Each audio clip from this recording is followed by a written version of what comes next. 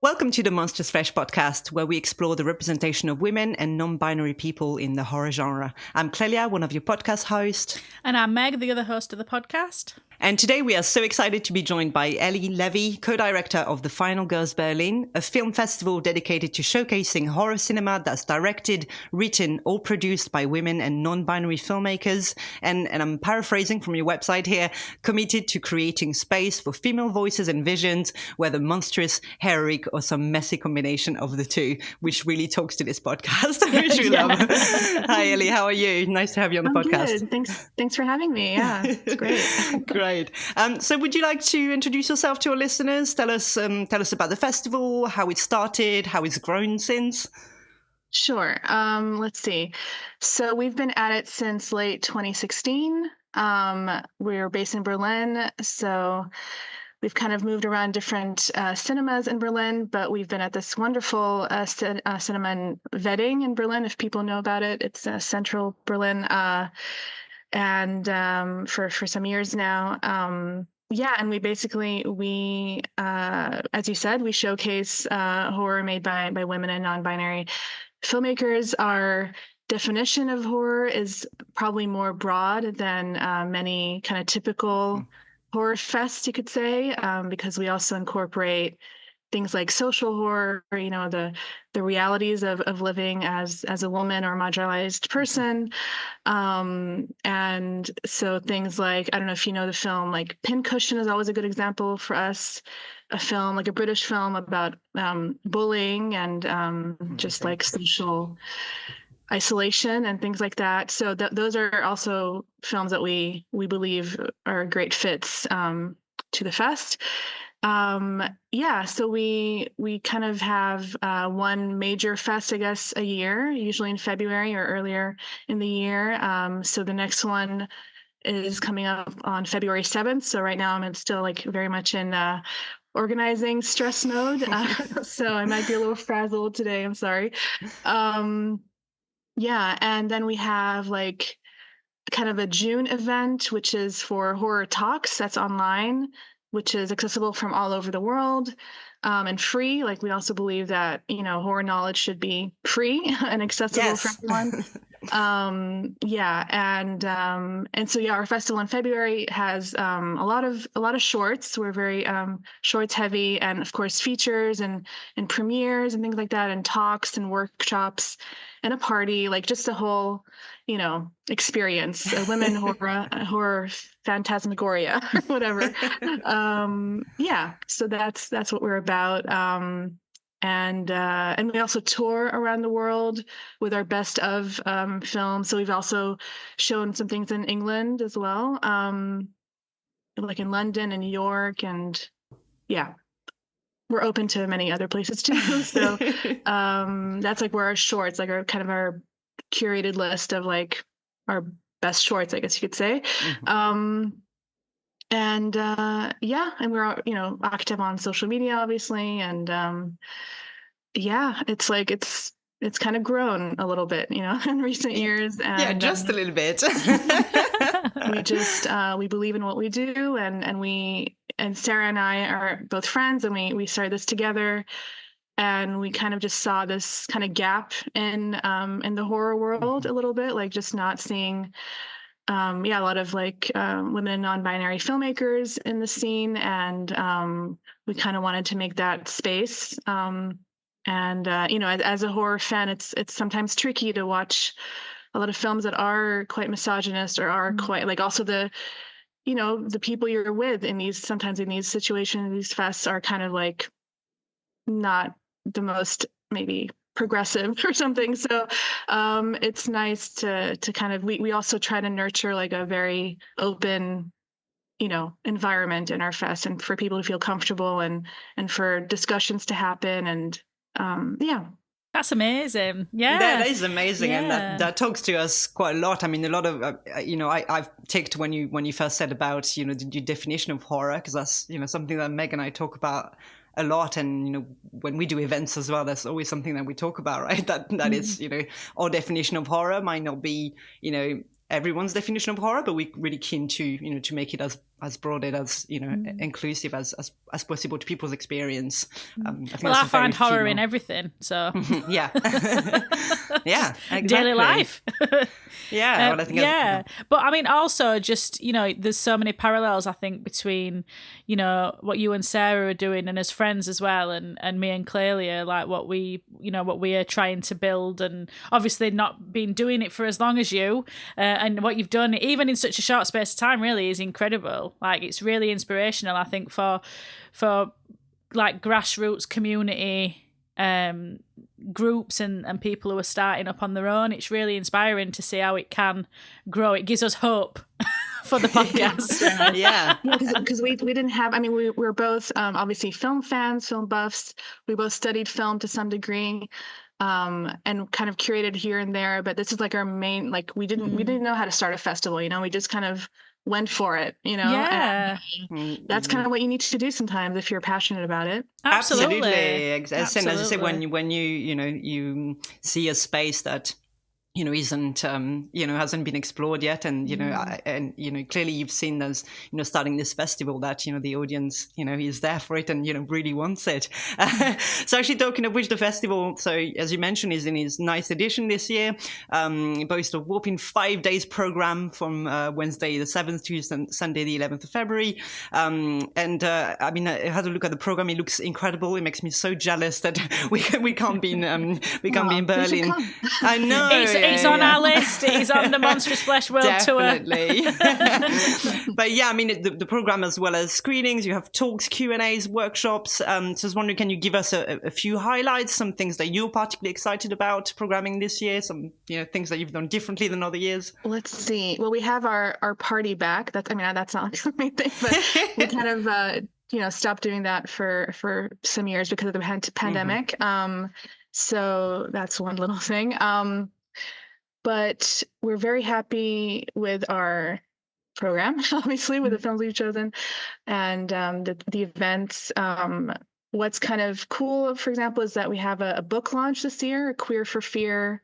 Also a very active person on Instagram. I don't know if you're familiar. Yeah. Oh yeah, absolutely. Big fan. yeah. So that's exciting to have the book launch at our place, at our festival. Yeah, and we're just showing really, really great films, like features like Tiger Stripes, the Malaysian film, like a body horror transformation film, and Booger, and which is like also a transformation film dealing with grief. I feel like there oftentimes when we kind of organize the program, we see a lot of somehow like twin ships or like things that somehow are in the air, like different themes that are quite something. Yeah, it's a weird thing that sometimes happens, but great for us as curators. We have Where the Devil Roams, which is the newest film by the Addams Family. We're big fans of the Addams Family. We also made Hellbender and The Deeper You Dig. And this is like a weird kind of quote unquote freak show setting with this very special murderous family, you could say. Sounds brilliant. I'd say Meg's eyes are lighting up. I can see. Yeah, I hope you get to see it. And yeah, one highlight or two more highlights for the features is Birth Rebirth, directed by Laura Moss, who is someone we've kind of championed for a long time. They've also made Friday, this short that's absolutely like kind of set on the day of Ted Bundy's death day, basically.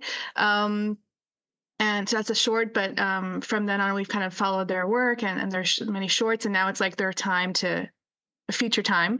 And it's this very strong, like Frankenstein as a little girl tale with two women not battling out, but kind of like part of this kind of scientist and mother, grieving mother, kind of working together to make this Frankenstein girl a thing. Incredible.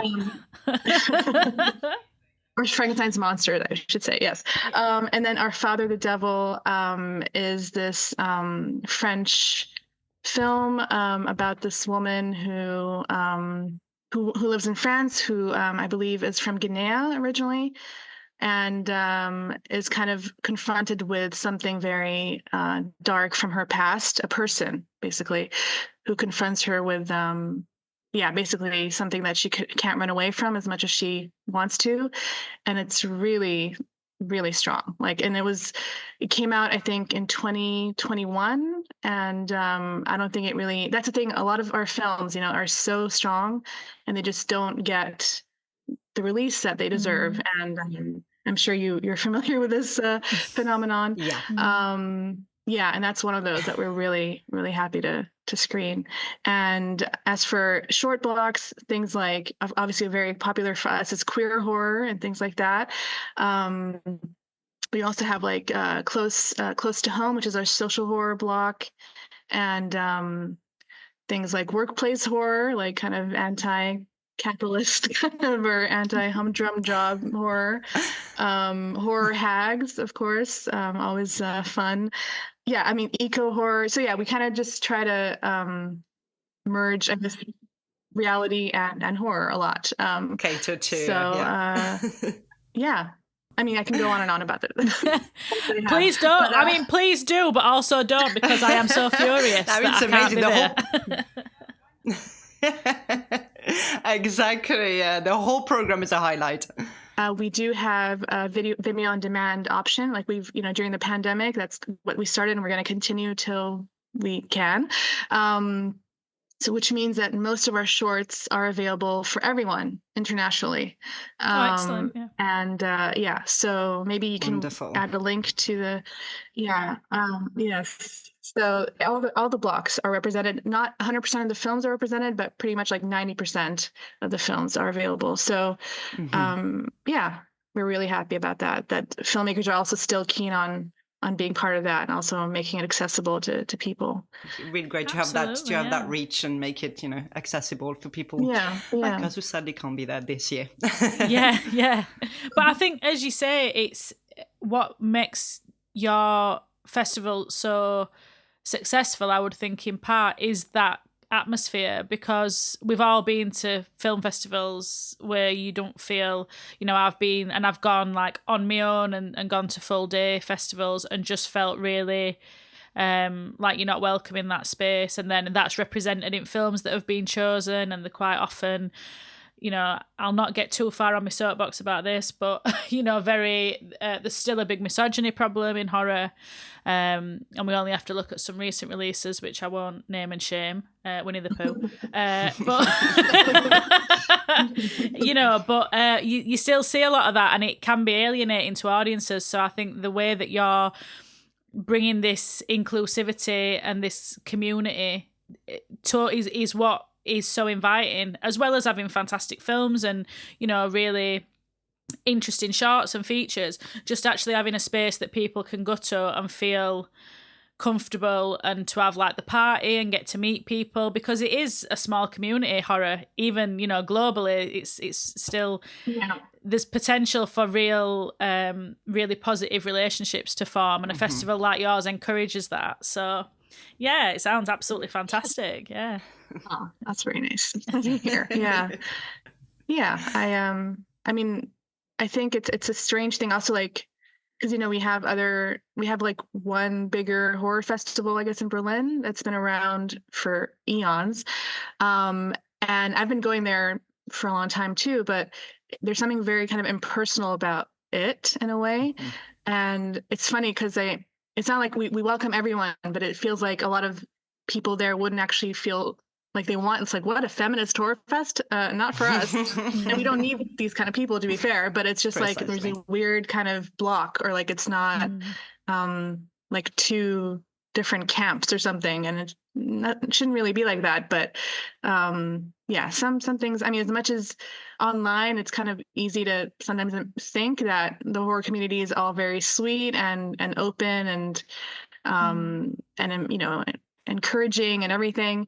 I think the reality is a bit more complicated. Yeah. And I've also heard from people in like the women horror kind of world that have gotten some crap, you know, and some toxic behavior thrown at them, which is really bad. Yeah. So it's easy to kind of be in a bubble, like a feminist horror bubble, but it's obviously that's not the only thing that exists. So no, yeah, absolutely. I mean that reminds me of we had Carlotta Pereda on recently, who directed Piggy, and she was telling us, and we were laughing about it, you know, as the story, but that people walked out of screenings, particularly when, you know, there's a masturbation scene in the film, and people were walking out, and after the people who had organised it were like apologising, and she were like, no, this is what I'm supposed to be doing. And we're like, yeah, you're doing God's work, alienating misogynists. But you know, it is a difficult environment to be in, I suppose, if you are, you know, that it's still a bit of an old boys club in it, you know, and some people are very resistant to change in that. Yeah. And yeah. And so to have a festival like yours, and not only in terms of audience, but I think, you know, the filmmakers, you know, must be a, you know, really brilliant experience as well to have, you know, something that's, you know, that's turned, you know, towards, you know, towards them, towards their work, and that's, you know, welcoming towards that rather than being challenged, you know, all the time, which can be the case in lots of horror circles. So I hope so. Yeah, and I think also some people have come to the fest, have connected as well, and working on projects and stuff. But that's really like, that's very, very cool. Like that's kind of the goal in a way, for people to connect as well, and get inspired by each other's work, and become that's brilliant. Well, talking about, I mean, obviously we're always talking about film, but you've picked a really brilliant film for us to discuss in this episode. So I was wondering if you wanted to tell listeners what the film is, and why you chose this particular film. Maybe give us a little synopsis. Sure. So I chose Saint Maud, which is directed by Rose Glass and came out in 2020, I believe. It was during the pandemic, so it's all a bit murky when exactly it came out. But so just a little synopsis. So Maud is a palliative care nurse who starts caring for Amanda, a former dancer who is dying of cancer in her large estate. Maud is very religious, and she starts to believe that she can also help Amanda in a different way, namely by saving her soul. Amanda is a bit of a hedonist and an atheist and gay, and Maud thinks her faith can change that. So this new mission gives her a real sense of purpose, but in Maud's case, that's not necessarily a good thing. Absolutely. Spot on. And then I guess like why I chose it. Well, first of all, I feel strongly about this film. I really think it's a very accomplished film, and with a really great sense of tone, and it's a debut, which is shocking. Hard to believe. Yeah. Also, of course, I wanted to choose a film directed by a woman, which is fitting. Yeah. And we also screened this film a few years ago at the fest, and A24 are not really easy to get hold of as a distributor. And so that was really kind of gratifying. It took pretty much a year until we could make this work. Wow. So that was, kind of a big kind of fest moment to be able to do that. So there's a lot of like anticipation, and it really didn't disappoint. And I just really love it. I mean, did you know this film? Have you seen it before? Like, I I don't know about you, Meg. I hadn't seen it since I went to the cinema to see when he first came out, and I hadn't seen it. I have to say, I mean, it's obviously an absolutely brilliant film. Quite difficult to watch on probably the most depressing day in January. I mean, like, this is kind of a hard watch, but no, it's an amazing film. Totally agree with everything you've been saying. What about you, Meg? Did you? Yeah, I went to cinema to see it, and I remember. When with my partner, and I remember both of us at end just being like, what the fuck? You know, so I'd not watched it since because I found it so traumatic the first time. But I loved it. So when you suggested this film, I was like, oh, excellent. I've got a reason to like put myself through it again. And so oh, no, in a really good way. And we watched it, and it had lost none of its intensity for me at all. Even though I know, you know the story and you know what's coming. In a way, I think that makes it worse. Yeah. Because, you know, there's, and as you've said, like the tone, but I think the way that that everyone involved plays with that, the awkwardness, the social like tension, which I struggle with anyway. I'm like, I start getting bum clenching, you know, oh God.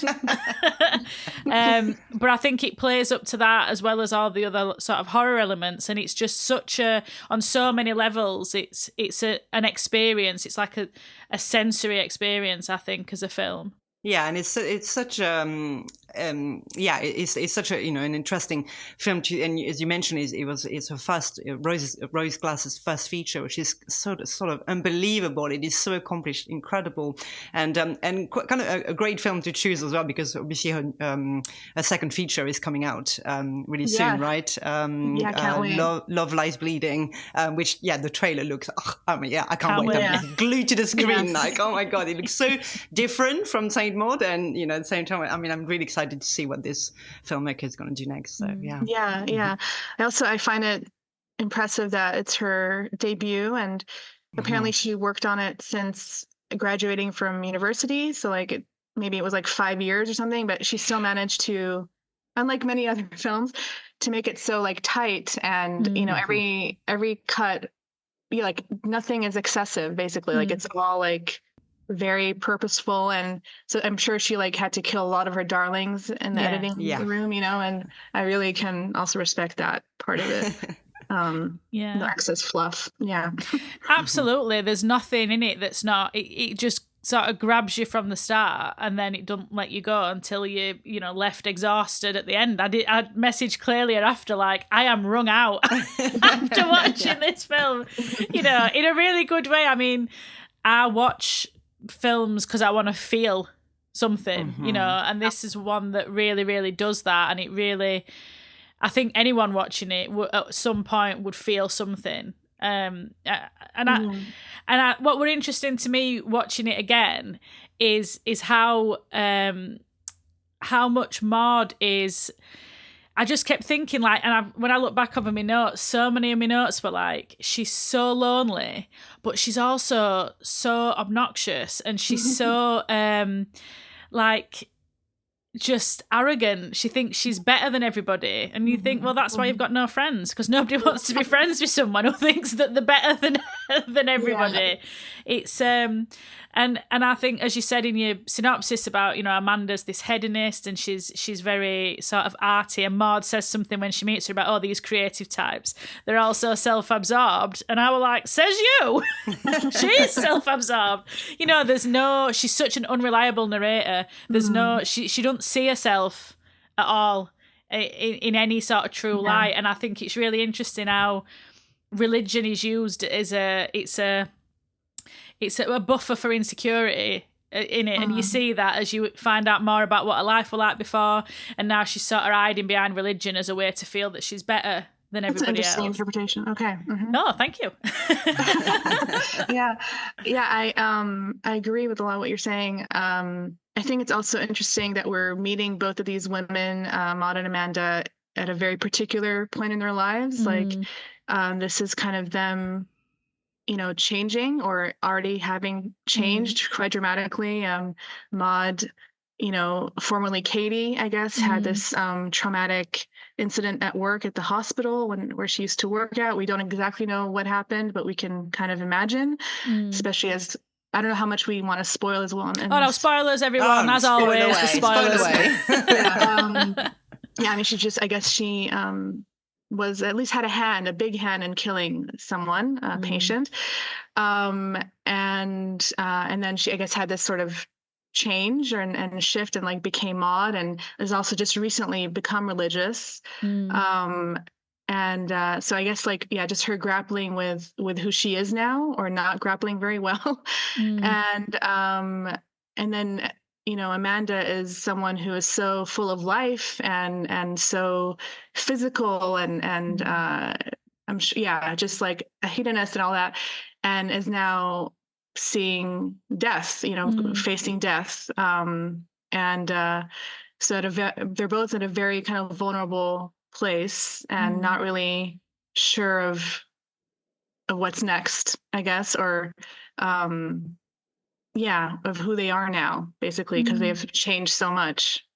And Absolutely, I think that's a really interesting point in the film, like to meet them, basically, and also, just like in a way they're studying contrasts. Like they, as I mentioned, Amanda is so lively and so secular and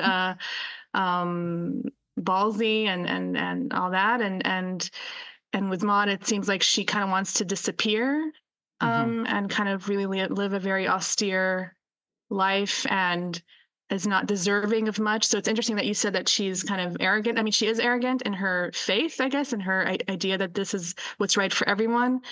But I think she's also filled with so much self-hate and is trying to figure out how to live after what she did, basically, and who she was. So I think it's a really, really interesting dynamic, and the fact that I think it all starts, I mean, their connection, their bond, in my eyes, at least, starts when Amanda kind of shares with her, she has like a night of the soul or whatever, and shares her fears about death and what's next, and then Maud, of course, has to add on the religious part, but that's like where she sees like, okay, maybe I can save her, maybe I can help her, and that's where it kind of starts, I think. And so it's really interesting that how Amanda handles it. Like she kind of plays with that, like this kind of ambiguity of, do I buy into this, or am I just playing along just because as she said, like dying is dull. So she has all this time. And so it's really interesting that this film is really filled with ambiguity and is very comfortable with that. Anyway, there's a lot to say. Those are really great analysis of it. And actually, one of my notes about it was that if God is a self-portrait, then what does it look like to someone who hates themselves? And I think to your point, Meg, that she's really arrogant, exactly, in her faith, and it's so interesting because she's so devoted to God and religion, but she doesn't like people, she doesn't understand people. Whereas Amanda is so turned outwardly. She needs people to live, to thrive, to survive, even. So there's almost. It's kind of an interesting reading of the film in terms of, who the saint is in that film, because I think, you could even look at it, looking at Amanda's journey through the film, of her actually being the saint in the story, because, everything she goes through and like her treatment of people, even in her, in her gentle mockery of Maud and her faith, she is still very accepting of her, and even after she, she slaps her and there's all this, but when she comes back to her eventually, she's very, forgiving at the last hour. So it's kind of, this idea of God being that self-portrait, I think is very telling that, God appears to Maud, as a cockroach, right? So, in terms of, that analogy as well of, social class, and there's a lot to say about that as well. I think the religious aspect to it is so interesting. Like the idea that this sort of arrogant faith is really hiding a real deep loathing at the fact that she picks Mary Magdalene as a saint is interesting. And then, but I think even from a visual perspective, even in that first scene, she even looks like a saint, but she's covered in blood, but she's like sitting and with her hands sort of held out, and she looks like she's, you know, this saintly, and that recurrent idea of her looking like a saint looks, but not acting like a saint acts. You know, it's very performative. And I think as you go through a film, or at least for me, a faith feels it's performative. It's not authentic because there's no love for fellow human beings. There's no compassion, really. Even when in how she relates to Amanda, it's not compassion. It's self-serving because she can save a soul for God. She can do that. She's got the power to do it. So even in that, she's not... She's not coming at it from a real genuine place of that sort of compassionate love for your fellow person. It's very, but you know that, and I think, but the trauma as well, the trauma aspect of it, I think is really well done, and it's very sensitively done. And we see a lot in horror, and particularly recent horror, that's really pushed trauma as a theme, and done it. Some people have done it so in such a heavy-handed way that it's you know. But here it's so sensitive, and again I just think as a first scene as a film, it's fantastic. So you see her covered in blood, and then you see like tomato soup, and it's all bubbling up, and it's that idea about our trauma just bleeds in and it becomes part of your life. Oh, that's my interpretation anyway. You know, that it's just part of her life, and then as a result she's sort of found God and she's trying to change. But you see through film that frustration that her life's not changing fast enough, and she has these conversations with God about, I'm doing it though, I changed, I'm doing what I'm supposed to be doing, and still you smite me, you ignore me. And it's like this real like need to be noticed because she's so lonely. You know, she's a really sad character, I think, in a lot of ways, but then also a bit of a dick. So yeah, and also that what you said about like the smiting and whatever, like it's so all or nothing with her in terms of religion. I mean, which I guess for a lot of people, to be fair, but like, you know, either it's like full devotion or like you've forsaken me, and and there's no like space for doubt or gray area or anything like that. And I think that's kind of also a telltale sign for just how she's like grasping on to straws, basically. Like this is not actually real. And as her friend or colleague, former colleague, who is trying, the only person in her life really who's trying to see her a little bit, it kind of, you know, says something about what happened, the incident, and like says, yeah, we should have figured that something was up with you before. Like, so this is all like a trajectory. Like it was all, something was off for a long time. It wasn't just this incident, is how I see it. And also, yeah, I mean, just as you said, like her not liking people much, or not also believing in community or anything like a church community, nothing like that. But I think it's heartbreaking that someone is obviously so in pain and so not okay, and there's no one there to actually help or to witness that and to offer something, because maybe that could have changed Maud's life, you know? Yeah. I mean, it's really interesting just thinking what you said about the parallels between Amanda and Maud, because, you know, one of the first things when she meets her other nurse and she says, oh, what's she like about Amanda? And she says, oh, she's a bit of a cunt. And my note were, well, she's probably earned that because she's in pain. She's in so much pain. But so is Maud, and Maud's in pain. And there's a real, and there could have been such an opportunity for that connection.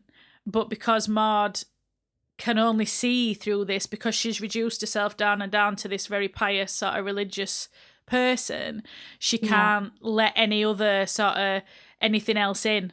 And Amanda recognises that, and when she's trying to bring her out of her shell, and then obviously it escalates, and she is cruel. She does make fun of her.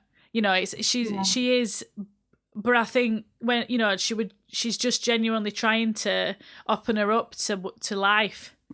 And Maud is just totally resistant to that. She's hiding behind this, you know, this faith, and so she can't drink anymore because she's religious, and she's not having casual sex anymore because she's religious. And, you know, it's really interesting, I think.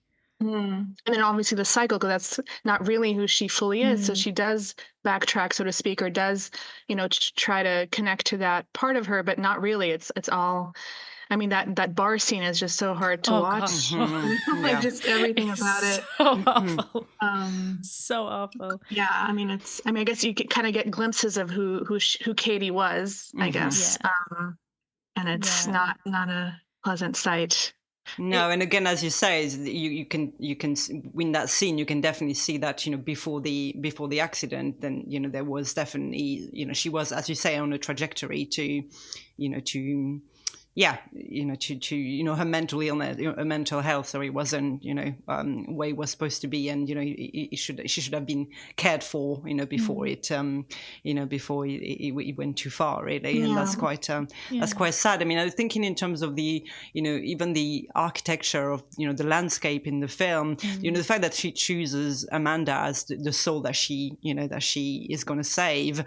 When you see her leave this, her little studio apartment in literally the cracks of the, of that little coastal town, and walking, those steps, to, that big Edwardian, Shirley Jackson sort of, sort of mention at the top of the hill. And in fact, Amanda is kind of like, she makes me think of Shirley Jackson a little bit, in her cynicism and, the way that she's portrayed, hedonistic and, that sort of person. But it's kind of really interesting that Maud kind of attaches her faith to to her, thinking this is the person I might be able to to save, and then ascend.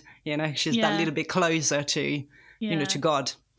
Again, though, that scene when you see her tiny going up them steps, and she's so small in scale of it, and it's so beautiful. I mean, I love anything set in like a haunted, crumbling seaside town. That is my vibe all day. So I love that it's set in seaside. And then, you see her walking through, and it's so busy because it's, there's people in arcades and people in, but she's just so alone, and it is. Yeah.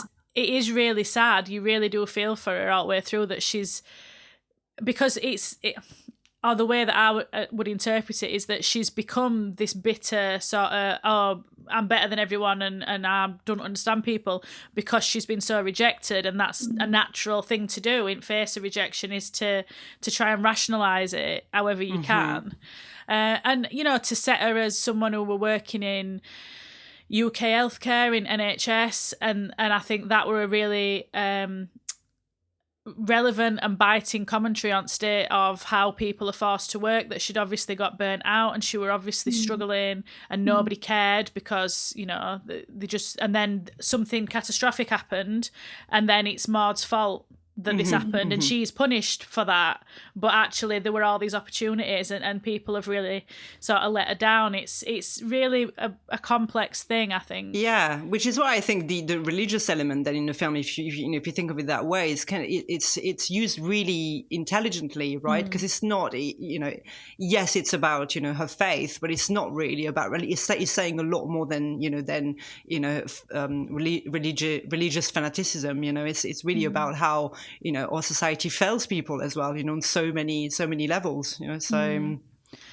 And also just the absolute level of erotic masochism in a relationship to God, I absolutely love. I find it so interesting, and she's got like hunky 6-pack Christ on a crucifix, and she's kneeling on popcorn and praying to him, and she's so. And when she's talking to Amanda about feeling his pleasure at what she does in her body, and she's so out of control, she can't hide it when it's happening. She's got no bodily she's got no control over herself, and that's really interesting to see, because she seems so tight and she's so controlling, but then this sort of wave comes over her, and she's just, wherever she is, it's happening.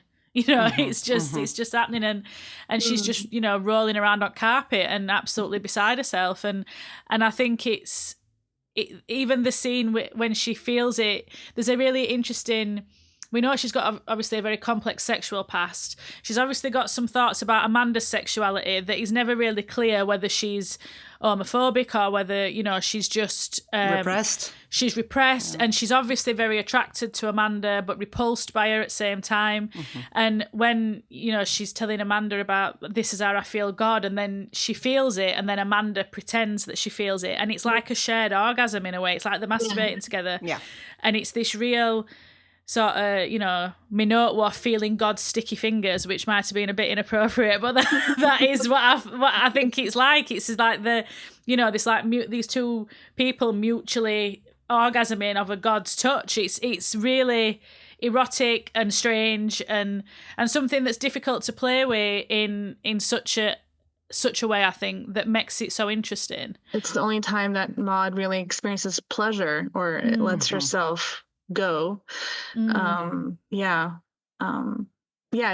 an interesting, because again, I feel like she just is not really able to relate, as you say, like to humanity and to the world, and this is like her only escape, I guess. And I mean, it's funny, like you mentioned the scene of them kind of being orgasmic together. But then he also, like, this is like maybe one of the few times, I don't know, where because it's also in like Maud's perspective, the whole film. But there's a scene where, I mean, there's this bit where Amanda kind of looks at Maud a little, like checking out, like, how is she reacting? Let me copy that or something.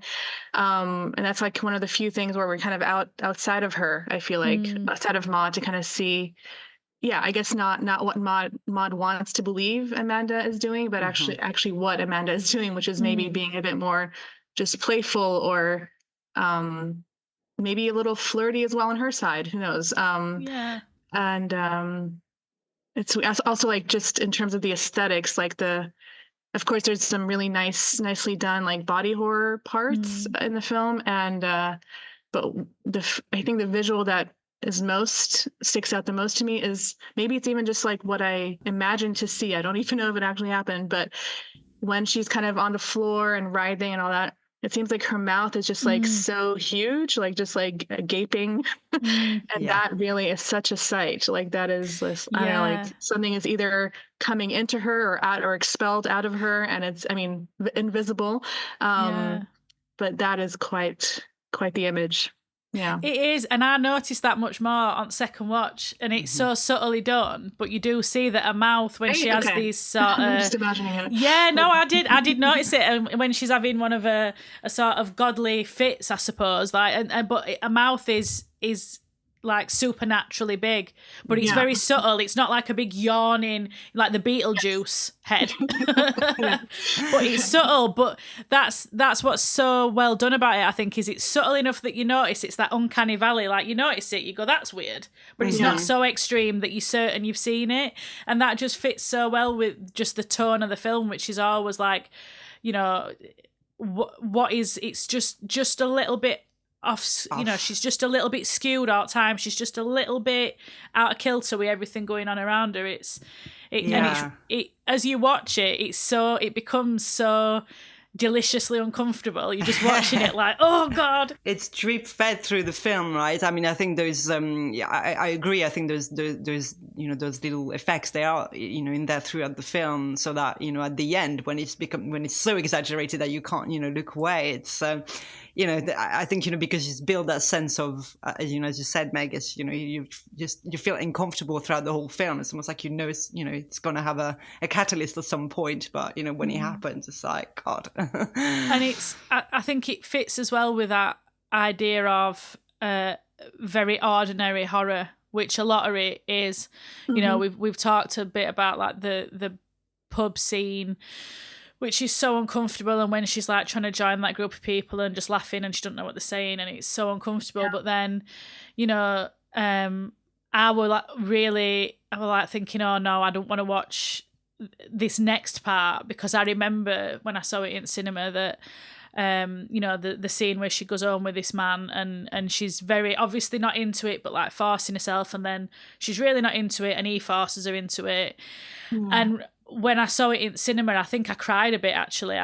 If I remember rightly, I was so sad for her. And I think the way that is dealt with, which is a very, I think a lot of people could relate to that sort of experience. And again, it's done so very sensitively that you really feel for Maud.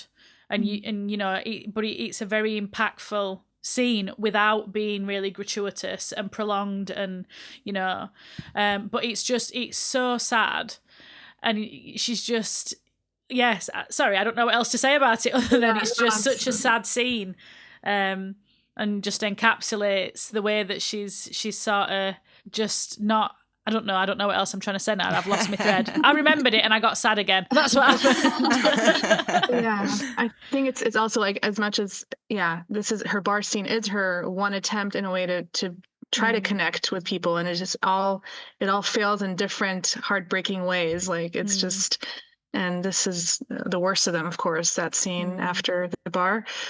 It's just, I guess it's one of her like last like hurrah, I guess, or last like, I am a human. No, wait, I am something else.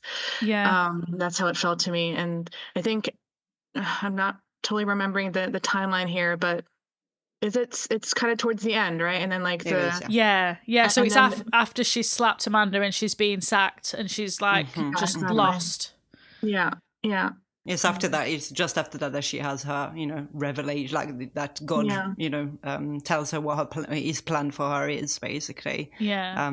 I think what it kind of, that scene, it kind of really highlights as well what her greatest fear is, which isn't, as a religious person, like you'd think her greatest fear is hell, but actually it's insignificance for Maud. She's just so afraid of just of what is already happening, of being completely invisible and insignificant to this world. Yeah. And she's just trying for connection and she just can't do it. Like she just can't make it. And I think, you are, she has this like, then she has this sort of crisis of faith, and she's very much like, where are you, God? I've done this and I've given you all this and you're still not there. And then, we see she has this real physical reaction, and she's frothing at mouth, and she's having such an extreme sort of response. But then she like transcends, and she's levitating, and she's got this she's obviously having another one of her like, I don't really know how to say it, pleasure rides with God, I suppose, that sort of thing. But after that, her faith is restored, but she still must have penance. It's very, very. There's so much pain, and I mean, she says to that man, who sort of, she says to him, doesn't she, "May God bless you and never waste your pain." And he's like, "What?" And she comes back to it again, and she's like, "Never waste your pain." And it's such an interesting, like, masochist idea that your suffering is for a purpose. And then she's sort of doubted God, so she has to punish herself, and then we get the nails in the shoe, which is one of the most horrendous things I've ever seen. Visceral. Visceral, but it's really interesting how, sorry, just to go back to that scene where she's having that, where she's levitating and she's having this, this experience. But I think what's done really well in that scene is that, you can see it in, and I think the whole film is, about those two perspectives. Like, is she having a religious experience? Is it all in her head? And, the way, she's having an epileptic fit, basically, in that scene because of the fireworks. And so, you can see it as her being, obviously, reading something, that's not happening, or or having this religious experience. And I think I just love how the film, the whole way through, it kind of gives you, both those perspective. Yeah. It really does, yeah. In terms of the masochism thing, it's interesting. Also, it's in a way the only way she shows her faith, just like hurting herself. I mean, I don't think there are any Bible verses spoken. Like, it's just like, it's just you and me and pain. You and me, Jesus, and pain. And I don't know why. I mean, I guess I know why, but that's not really what having faith should be, or, and I think in a way she kind of, customized it in a way to fit what she needed, which is to inflict pain on herself. Mm-hmm. It's very extreme, and obviously there are sort of branches of religious faith that do have that sort of pain, like, is it mortification, I think they call it, and that is part of it. But I think for Maud, it's, as you've said, it's a way to the pain is so she can have physical pain to distract from her emotional and sort of psychological pain, but also it's like she's taken all that pain that she had, and she obviously had before, and there's obviously the trauma from her job and everything. She obviously were very unhappy with where she was living her life before when she were Katie, and it's like she's took all that, and that's all. It's like she thinks that's all she has to give. It's just pain, and she can take so much pain. So when she puts the nail in her shoe and you see her nails and she's walking around and she's like looking at everybody with this bit of a sort of like a bit of a smug look on her face, as though I can take this, you couldn't take this, but I can. And it's like trying to show that she can withstand all this suffering, that she's strong enough to withstand it. And the gift is, like you say, it's suffering, and it's, when it's such a complex relationship that she has with her faith, and it's just so interesting. I think that, and obviously we see that it's escalating, and it is interesting how they play with, is it a religious experience, or is it an epileptic fit, or is Amanda really a demon, or is she just an ill woman? It plays with that so well. Yeah, and it's great that he does that up until the end, but at the end it's like, it kind of cuts that short as well, and I really love that on the part of the director. It's like, yes, that's so. Yeah, it's I suppose we should talk about the finale, really. Yes. I mean, it is incredible, like you said, Clelia. It's so, I think, even though I remembered it, and I remember when we were in cinema, because I must have picked up on the mouth thing and thought, so there's obviously a little bit of something going on here. When she was seeing Amanda, and Amanda obviously says, that were easy to break your faith, so you're obviously weak. And I knew she were going to like go like that with her face, so I covered my eyes so I didn't watch it. And this time I was like, no, I'm going to watch it. I've got to see, for research purposes, I need to watch it. So I sat, and when she did it, I was like, proper scream. Whereas I absolutely did not expect it the first time I was watching it, and I was on my own in the cinema because it was in between the lockdowns, and I think just around the time that was going to happen, someone came in the screening room to make sure everything was okay.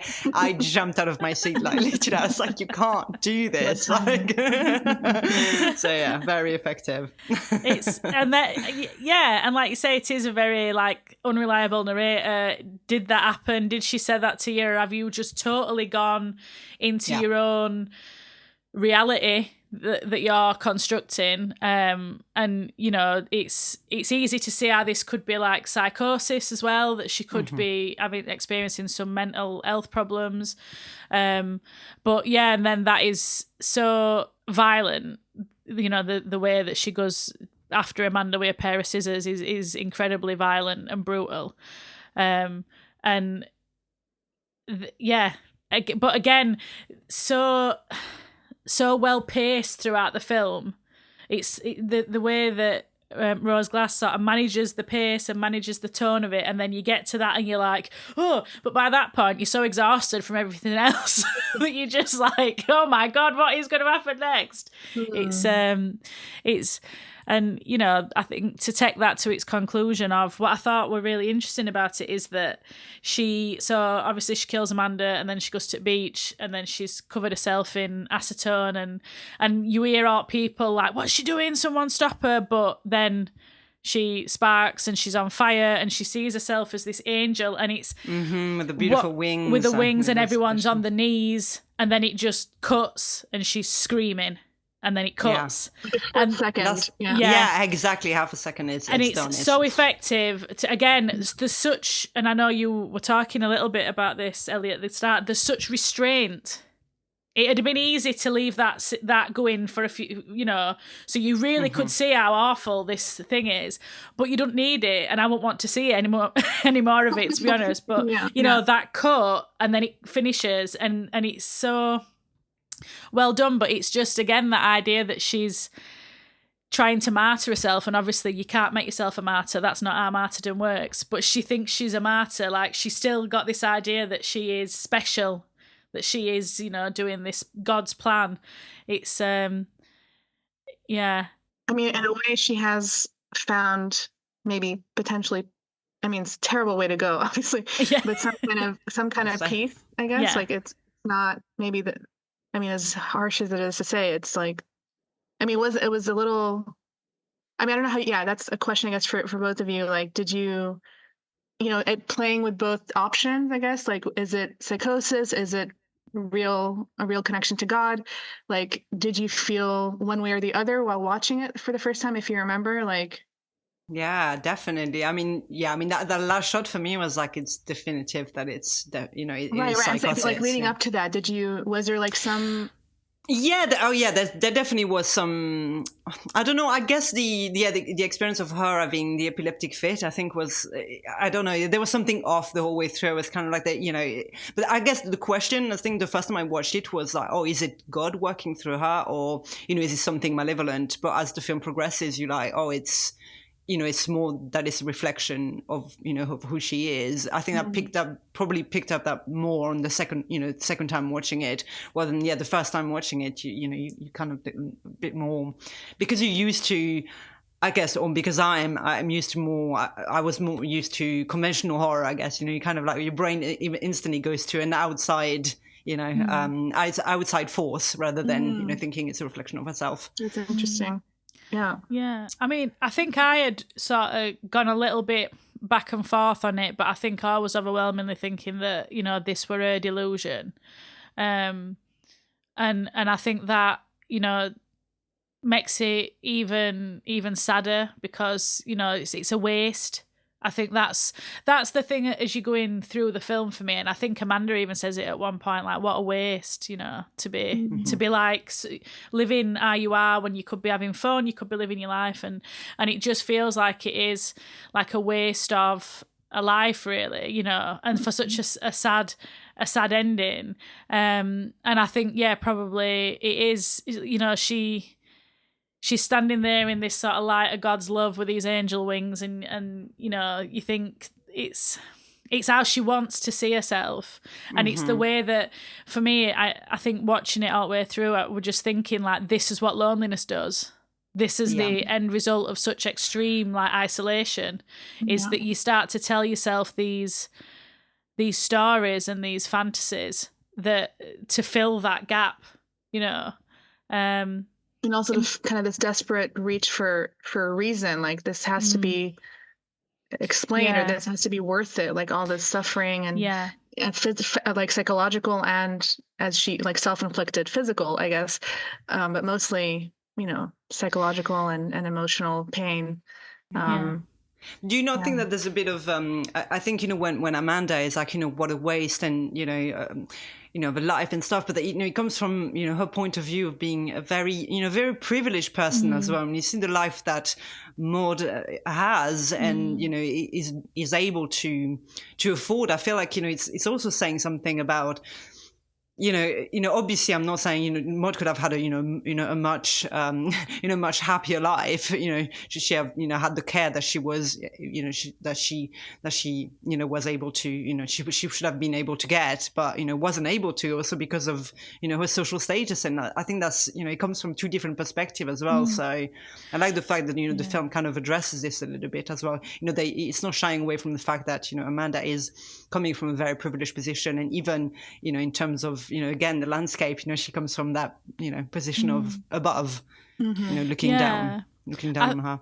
I think as well, like, there's a scene when she's Maud's sitting in like a cafe eating some chips, and she's like, why is Amanda here? And then like looking around like, why am I here? We're both better than all of these people. And there is a privilege. Like, Amanda is obviously very privileged in terms of, she's obviously come from a very sort of privileged background, but then like death is the great leveler, isn't it? We're all going to die. Yep. And she's at that point, and I think it's very interesting that Maud is me and my partner watched it actually, and he said, you know, she's like pretending that about Maud, she's pretending that she's like this, but she's like that. And I said, yeah, she acts like she's prey, but she's a predator. She's the predator in this film. She's like a little mouse, but really she's, you know, not. And she's always like voyeur, like eye at the door. She sees what everybody's doing and she's watching what everybody's doing. And I do think judging. And I think she is she's not what she appears to be, and she's consistently underestimated by everybody around her. But I was just thinking as well about the violence of it at the end, that it's interesting for that to be a woman, because I think in horror and in life, you know, in real life, we expect men to be violent, and so much more attention is paid. I mean, I promise, I won't get on my soapbox about how bored I am of hearing about the male loneliness epidemic. We never hear about the women's loneliness epidemic, but we must all be concerned that men are lonely, and I think it is that idea that when women are lonely, they're just lonely and they just go away and die in a corner on their own. But when men are lonely, they're violent. You know, this is the sort of narrative. And so I think it's very interesting to subvert that and to have someone who seems very quiet and unassuming really escalate because she's not getting that support. Like you said, Clelia, she's not getting any sort of help that she needs. So, but it just escalates to this extreme act of violence. And then also, obviously, you know, violence turned towards herself as well. And I just think that's another really interesting facet to it, that, you know, she does get to this point where she's just, the rage, I suppose, is and she thinks she's right. I suppose it's not even rage, is it? It's that she's or something, yeah. Yeah, she's just so convinced that this is the right course of action. And it's so interesting. See, I got on my soapbox a little bit. Apologies. It happens every episode. No, I enjoy this. So we're here. Yeah.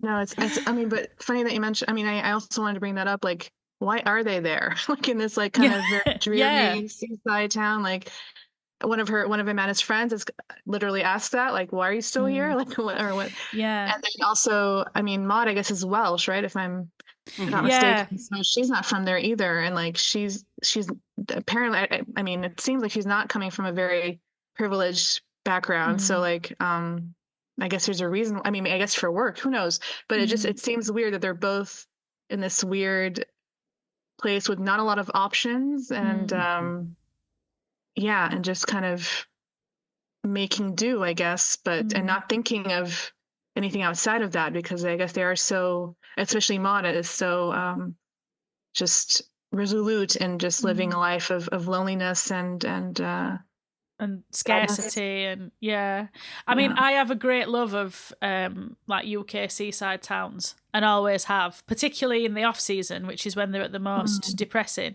And I think it is interesting that they're both, you find that so much, that seaside towns are very transient places. Like, very few people are born there. They end up there. And, you know, this is obviously, I would assume, being like a summer home for Amanda in previous years, and she'd descend in the summer and then she'd go to London, you know. But it's interesting that she's chosen to come there, to be so isolated, to die, basically. She's come there to die, and it's there's something about that she done, even though she has this party for her birthday and people come to see her, but she's removed herself from life as well.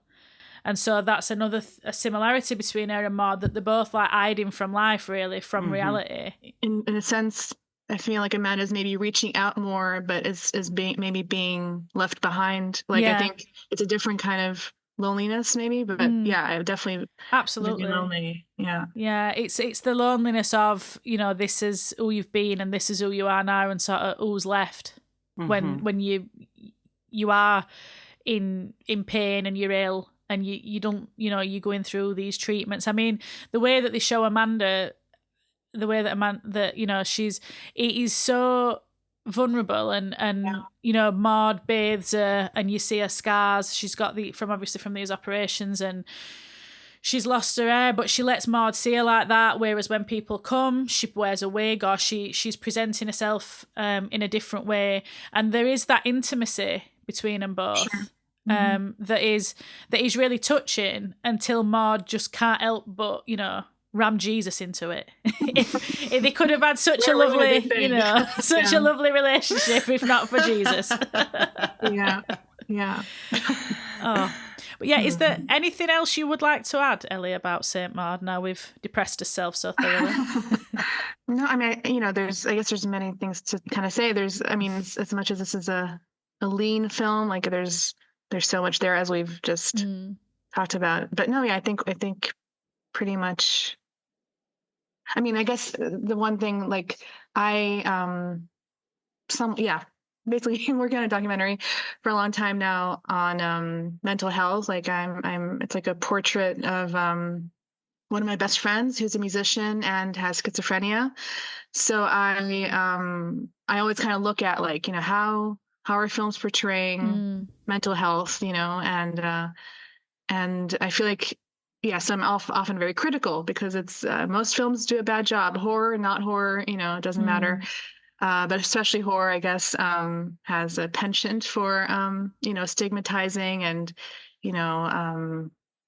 just being very heartless or just going for the lowest common denominator and things like that when it comes to this, as you probably know and have experienced yourself. But this film, I mean, I think it does obviously deal with mental issues, mental distress, but it does so in a very, like a very sensitive, respectful way, I would say, because we're seeing it from her. Like no one is talking about her. It's like her experience, and we're seeing also like things that have failed, like the institutions that have failed her, the people that have failed her that led to this. Like there could have been other options, but in this reality, it just didn't add up to much and didn't work. But yeah, I guess what I'm trying to say is, like, as someone who has an eye on these things, I feel like it does a pretty good job because of its subjectivity and its like expressed statement about needing that subjectivity. I mean, I would agree. And as you know, a psychologist in my day job for my sins, I think that it does that in a way that is sensitive and but doesn't shy away from the harsh sort of reality as well. And as you said, to bring in that idea about religion and sainthood and an idea that, that can be a symptom, that idea, sort of grandiosity, around thinking that and clinging on to religion and seeing signs, seeing things that aren't there. I think it's done in a way that, as you say, it is sensitive, and it don't feel that it's done just for sort of a cheap storyline like you can often see in horror. And we've talked on other episodes about the way that particularly women's mental health is used in horror, and it's often so negative and so toxic that I think this is a sort of refreshing change from the norm. Yeah, I definitely agree with that, and the way that he deals with it, and as you said, that idea of religious sainthood, psychosis around that, even to bring William Blake into it was such a it shows how much Rose Glasser thought about it, and I just think it's again it's an intelligent way to have those those visual like motives through the films, and to do it in a way that's sensitive. Yeah, we applaud her. we do, and we can't wait to see the next one. Absolutely. Yes, for sure. Well, speaking of the next one, do you have any recommendations, Ellie, for our listeners who may have enjoyed? Is enjoyed the right word, Saint Maud? Yeah, I think I do. So I just kind of they're all connected to different facets, I guess, of Saint Maud. So I'll just mention. So the first one that came up for me is Breaking the Waves, directed by Lars von Trier, a very contentious figure, but this is one of his better films in my mind. It's about this a religious woman who has a paralyzed husband who convinces her to have sex with other men and report back to him to kind of get off on it, basically. And things spiral from there because she is not really wanting to do that, actually, and is doing that out of love for her husband and the sanctity of marriage and things like that. I think it just uses religion in a way, I wouldn't say a similar way to Saint Maud, but there are some parallels, and it's just a very kind of grim and beautiful film, and Emily Watson, I believe, is in it, and she is wonderful in it. Oh, I love her. Yeah. Another, should I go on, or should Yeah. Okay.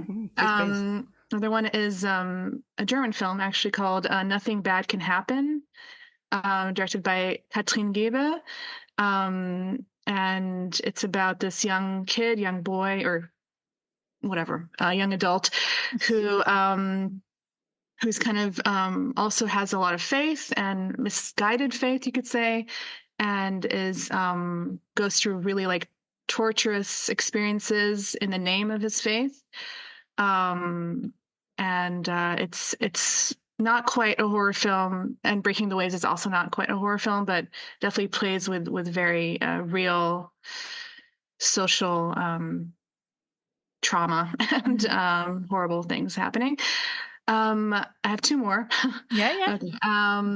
Another one is May, directed by Lucky McGee, and Love it. This is one of my favorite horror films, about a young woman who grows up with a doll as a best friend, and finds that everyone human that she comes across isn't quite the right fit for her, so to speak, try as she might. It's a beautiful film about loneliness and the difficulties of trying to connect, which I think Maud experiences as well, obviously, we just talked about, and has an outstanding performance by the great Angela Bettis.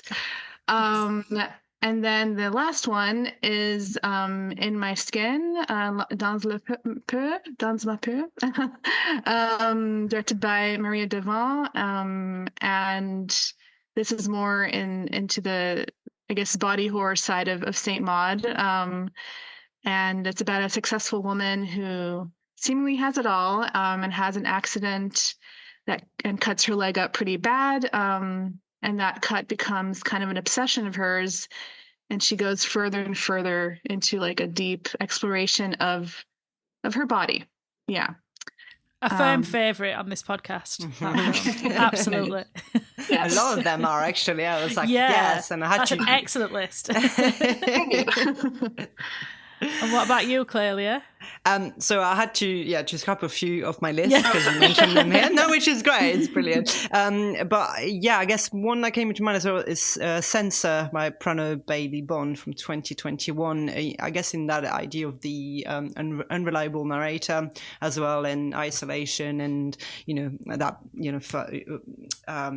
protagonist perspective. So if people haven't seen that, then I 100 recommend that. I haven't got the synopsis for them, sorry. I'm not as prepared. Misery as well, which we've covered on another episode of this podcast. Definitely recommend. The patron saint of this podcast. Exactly. And a couple of, I think they're German films as well. Requiem from Hans Christian Schmidt from 2006, about a girl who goes to university and starts experiencing, but she's just not sure basically what she's experiencing. Basically, if it's acts from God, basically, if it's mental health declining. So in that sense, it's kind of very similar to Saint Maud. And the other one is Stations of the Cross by Dietrich Bruggemann from 2014, about a young girl determined to offer her life to God. And this one really packs a punch, I would say. So kind of like a good companion piece as well for Saint Maud. Some really uplifting films in those lists. What about you, Meg? Well, I'm even less prepared as usual because I've got no synopsis and no director or year of film, so mine's but I've also had to cross some off. I love this. This shows we're all on the right wavelength. Yeah, yes, right. Sticking with the cheery theme, I've got Martyrs. Obviously, the knew you would. the crowning. as a French Extremity fan, I've got Martyrs, which I'm sure people have heard of. It's indeed infamous. The original people, please, not the remake, which is around a shadowy organisation that is using women to achieve, I don't know I'm trying not to get. I'm just spoilers. I can't help it. I have to get spoilers. Using women to try and achieve knowledge of what happens in the afterlife, and it's. I didn't find it as shocking as I thought I would when I first watched it, but I do think it is very interesting in how it talks about like the body and pain and privilege and wealth and that sort of thing. So definitely worth a watch. I also had one that came to mind as you were talking, Ellie, actually, which is Heavenly Creatures. I haven't seen it for a long time. It's quite hard to get older, I think. It's Peter Jackson. See, I don't know one. Peter Jackson with Kate Winslet and I can never remember her name. The fantastic woman who was in Yellow Jackets and I don't feel her name, even though I like her so much. I don't feel at home in this world anymore. She's in as well. Oh, it's gone, but she's wonderful. And Melanie Linsky. Yeah, Melanie Linsky, that's it. Melanie Linsky. And I was obsessed with this film as a teenager. You'd be unsurprised to hear. It's based on a true story, and it tells this story of two friends who have quite isolated but build this very powerful world together. And the parents become concerned, and then it becomes sort of a true crime story. But I think when you know it's based on a true story as well, and you sort of read up about the aftermath and stuff, it's a very strange thing. I've got The Exorcist, because I would always talk about The Exorcist, thinking about religion, and it's dangers, shall we say? Or really, the Ouija board is the danger in that. Don't play with Ouija boards. Never in the house. That's the rule. Just don't have one. I also had Swallow, which I think is 2019. Not necessarily a horror, although I think there's definitely horror elements to it. That idea about masochism. You showed that, actually, yeah. Oh, I love it so much. And it's so beautiful as well. It's so beautifully shot. It's gorgeous. And I rewatched it recently because I'm including it in a chapter that I'm writing. So I got to rewatch it, and I was just even more impressed on a rewatch. And then last I had Men, which I know, was that 2021? 2022, I think. 2022.